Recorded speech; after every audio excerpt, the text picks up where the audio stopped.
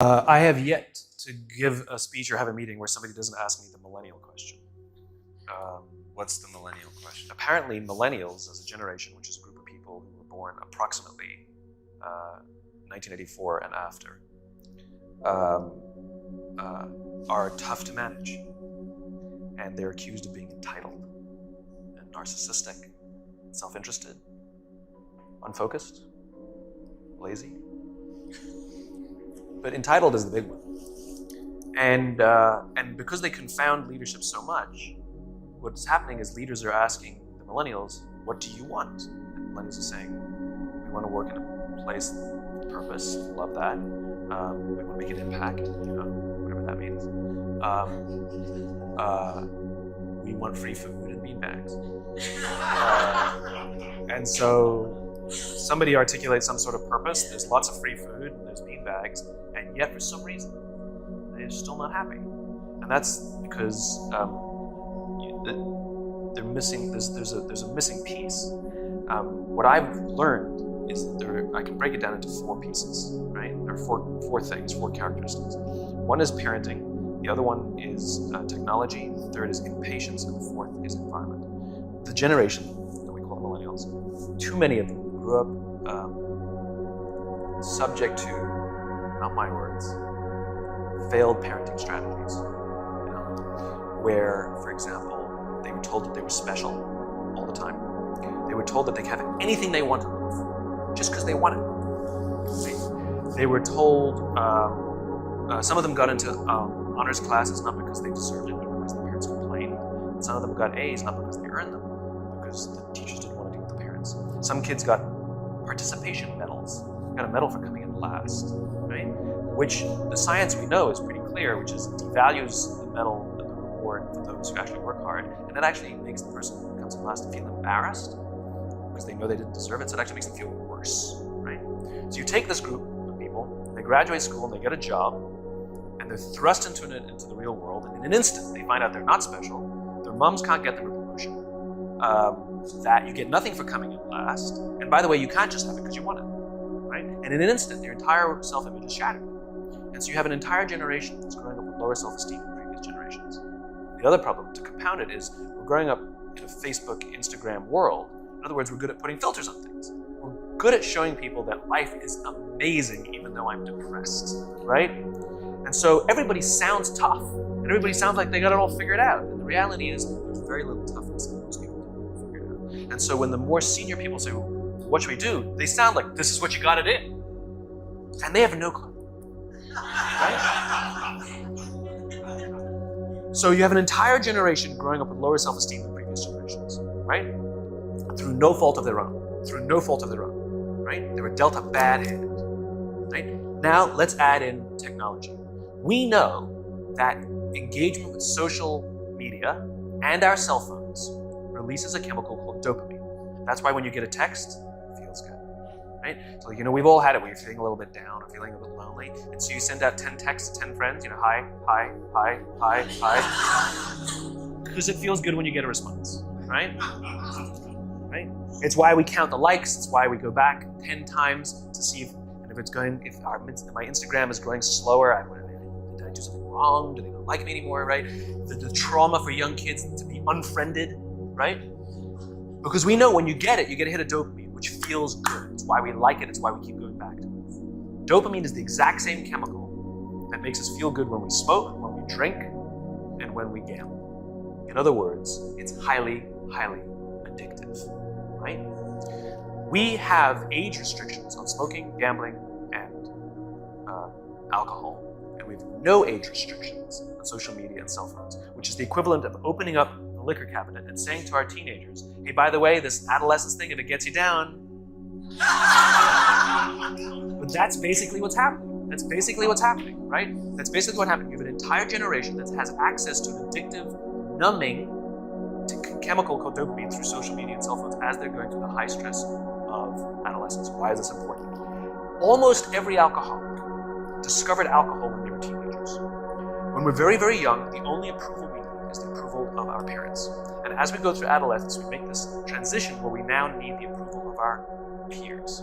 Very frustrating for our parents very important for us that allows us to acculturate outside of our immediate families into the broader tribe, right? It's a highly, highly stressful and anxious period of our lives, and we're supposed to learn to rely on our friends.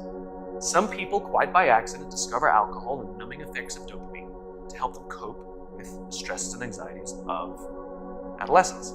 Unfortunately, that becomes hardwired in their brains, and for the rest of their lives, when they suffer significant stress, they will not turn to a person, they will turn to the bottle. Social stress, financial stress, career stress, that's pretty much the primary reasons why an alcoholic drinks, right? What's happening is because we're allowing unfettered access to these dopamine-producing devices and media, basically it's becoming hardwired, and what we're seeing is as they grow older, too many kids don't know how to form deep, meaningful relationships. Their words, not mine. They will admit that many of their friendships are superficial. They will admit that their friends, that they don't count on their friends, they don't rely on their friends, they have fun with their friends. But they also know that their friends will cancel on them when something better comes along. Deep, meaningful relationships are not there because they never practice the skill set, and worse, they don't have the coping mechanisms to deal with stress. So when significant stress starts to show up in their lives, they're not turning to a person, they're turning to a device, they're turning to social media, they're turning to these things which offer temporary relief. We know, the science is clear, we know that people who spend more time on Facebook suffer higher rates of depression than people who spend less time on Facebook, right? These things balanced. Alcohol is not bad, too much alcohol is bad. Gambling is fun, too much gambling is dangerous, right? There's nothing wrong with social media and cell phones. It's the imbalance, right? If you're sitting at dinner with your friends and you're texting somebody who's not there, that's a problem. That's an addiction. If you're sitting in a meeting with people you're supposed to be listening to and speaking, and you put your phone on the table, face up or face down, I don't care, that sends a subconscious message to the room that you're just not that important to me right now, right? That's what happens. And the fact that you cannot put it away is because you are addicted, right? If you wake up and you check your phone before you say good morning to your girlfriend, boyfriend, or spouse, you have an addiction. And like all addiction, in time, it'll destroy relationships, it'll cost time, it'll cost money, and it'll make your life worse, right? So you have a generation growing up with lower self-esteem that doesn't have the coping mechanisms to deal with stress, right? Now you add in the sense of impatience, right? They've grown up in a world of instant gratification. You want to buy something, you go on Amazon, it arrives the next day. You want to watch a movie? Log on and watch a movie. You don't check movie times. You want to watch a TV show? Binge. You don't even have to wait week to week to week, right? I know people who skip seasons just so they can binge at the end of the season, right? Instant gratification. You want to go on a date? You don't even have to learn how to be like, hey. You don't even have to learn and practice that skill. You don't have to be the uncomfortable one who says yes when you mean no, and says no when you mean no, and yes when you don't have to swipe right. Bang, I'm a stud. Right? You don't have to learn the social coping mechanisms, right? Everything you want, you can have instantaneously. Everything you want, instant gratification, except job satisfaction and strength of relationships. There ain't no app for that. They're slow, meandering, uncomfortable, messy processes. And so I keep meeting these wonderful, fantastic, idealistic, hardworking, smart kids. They've just graduated school. They're in their entry-level job. I sit down with them and I go, how's it going? They go, I'm like, why? They're like, I'm not making an impact. I'm like, you've been here 8 months. You know? It's as if they're standing at the foot of a mountain and they have this abstract concept called impact that they want to have in the world, which is the summit. What they don't see is the mountain. I don't care if you go up the mountain quickly or slowly, but there's still a mountain. And so what this young generation needs to learn is patience. That some things that really, really matter, like love, or job fulfillment, joy, love of life, self-confidence, a skill set, any of these things, all of these things take time. Sometimes you can expedite pieces of it, but the overall journey is arduous and long and difficult. And if you don't ask for help and learn that skill set, you will fall off the mountain. Well, you will, the worst case scenario, and we're already seeing it, the worst case scenario is we're seeing an increase in suicide rates. We're seeing an increase in this generation. We're seeing an increase in accidental deaths due to drug overdoses. We're seeing more and more kids drop out of school or take leaves of absence due to depression. Unheard of. This is really bad. The best case scenario those are all bad cases, right? The best case scenario is you'll have an entire population growing up and going through life and just never really finding joy. They'll never really find deep fulfillment in work or in life. They'll just waft through life and it'll be just, it's fine. How's your job? It's fine. Same as yesterday. How's your relationship? It's fine. Like that's the best case scenario. Which leads me to the fourth point, which is environment. Which is we're taking this amazing group of young, fantastic kids who are just dealt a bad hand. It's no fault of their own. And we put them in corporate environments that care more about the numbers than they do about the kids. They care more about the short-term gains than the long-term life of this young human being. We care more about the year than the lifetime, right?